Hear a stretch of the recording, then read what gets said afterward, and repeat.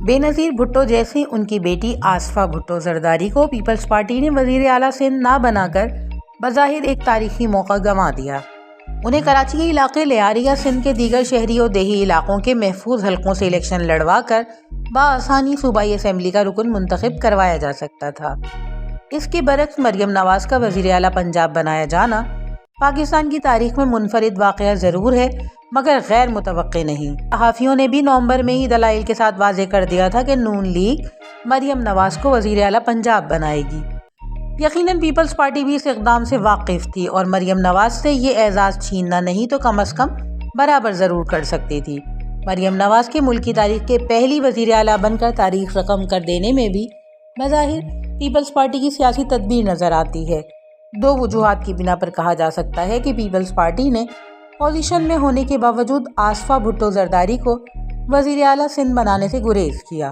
پہلی اور سب سے اہم بات شاید یہ ہے کہ پیپلز پارٹی کے بانی شہید ذوالفقار علی بھٹو ہوں، ان کی اہلیہ اور سابق خاتون اول نصرت بھٹو، خود بھٹو کی بیٹی بینظیر ہوں یا ان کے شوہر آصف زرداری اور اب تیسری پیڑھی میں بلاول بھٹو زرداری، ان میں سے کسی نے بھی صوبائی سطح سے سیاست کا آغاز نہیں کیا۔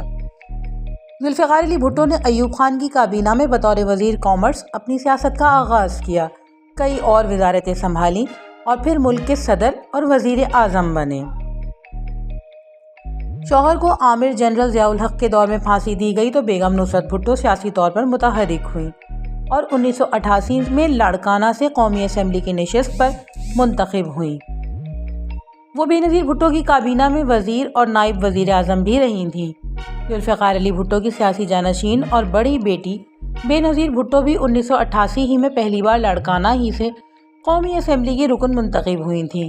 پاکستان ہی نہیں، مسلم ممالک کی پہلی خاتون وزیر اعظم کو اس بات کا بھی اعزاز حاصل ہے کہ پاکستان میں آج تک کوئی خاتون ایسی نہیں جو پہلی بار رکن قومی اسمبلی بنتے ہی وزیر اعظم کے منصب پر فائز ہو گئی ہو۔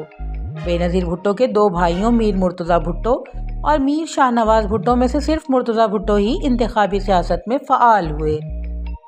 بینظیر بھٹو کے ایک بار وزیر اعظم بننے کے بعد جلا وطنی ختم کر کے وہ پاکستان آئے تو انہوں نے صوبائی سیاست اپنائی تھی۔ اس سوال پر کہ حالات کی نزاکت جانتے ہوئے آپ نے مرتضیٰ بھٹو کو وطن واپسی سے نہیں روکا، بینظیر بھٹو نے کہا تھا کہ مرتضیٰ اپنے مرضی سے وطن واپس آئے تھے۔ اسٹیبلشمنٹ نے ایک تیر سے دو شکار کیے تھے، بھائی کو مار دیا اور ان کی حکومت گرا دی گئی۔ اس میں دو رائے نہیں کہ مرتضیٰ بھٹو کی کرشماتی شخصیت سب کے اوپر حاوی تھی، مگر وہ اپنے والد ذوالفقار علی بھٹو کے سیاسی جانشین نہ تھے، کیونکہ بھٹو نے جیالوں کو مسلح جدوجہد پر اس وقت بھی نہیں اکسایا تھا جب مسلم ممالک کے اس مایہ ناز ترین رہنماؤں میں سے ایک کو جنرل ضیاء نے اپنی گردن بچانے کے لیے تختہ دار پر بھیج دیا تھا۔ بینظیر بھٹو کے شوہر آصف زرداری 1980 کی دہائی کے آخر میں مرد اول بنے، مگر انہوں نے اس دور میں قومی یا صوبائی اسمبلی سے الیکشن لڑنے سے گریز کیا تھا۔ وہ پہلی بار رکن قومی اسمبلی 1990 میں بنے تھے۔ مخالفین کی جانب سے مسٹر 10% کہلائے، حالانکہ بینظیر انہیں پاکستان کا نیلسن منڈیلا اور مرد حر کہتی تھی۔ آصف زرداری نے بینظیر بھٹو کی شہادت دیکھی، تاہم آمریت اور دہشت گردوں سے انتقام کے لیے جمہوریت کو ہتھیار بنایا۔ اتفاق یہ ہے کہ حاکم علی زرداری نے بھی 1972، 88 اور 93 میں 3 الیکشن قومی اسمبلی کے لڑے۔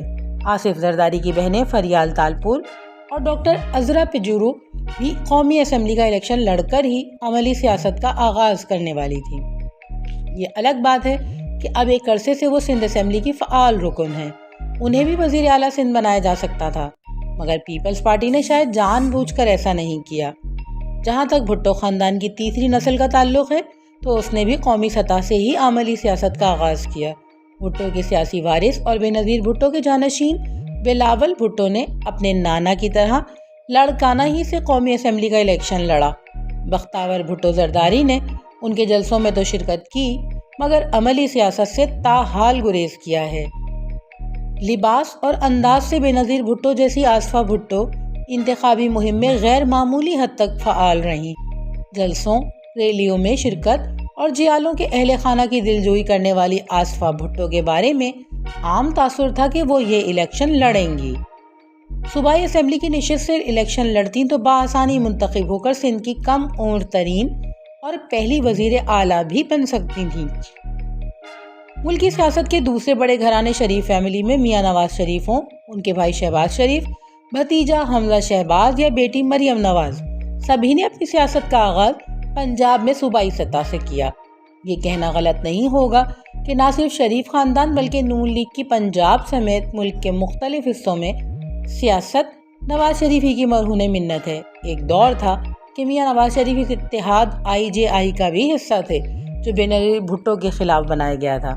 اس اتحاد میں شامل مذہبی جماعتیں ایک خاتون کے وزیر اعظم بننے کے خلاف تھیں اور اس نام پر بینظیر کو اقتدار سے باہر رکھنے کے لیے ہر قدم اٹھایا گیا۔ بدلتا ہے رخ آسماں کیسے کیسے، آج انہی میاں نواز شریف کی بیٹی مریم نواز وزیر اعلیٰ پنجاب ہیں، والد کی طرح زیرک اور والدہ بیگم کلثوم نواز کی طرح دلیر۔ شاید وہ دن بھی دور نہیں کہ مریم نواز اپنے والد میاں نواز شریف کے نقش قدم پر چلتے ہوئے وزارت اعلیٰ سے وزارت عظمیٰ کا سفر طے کریں۔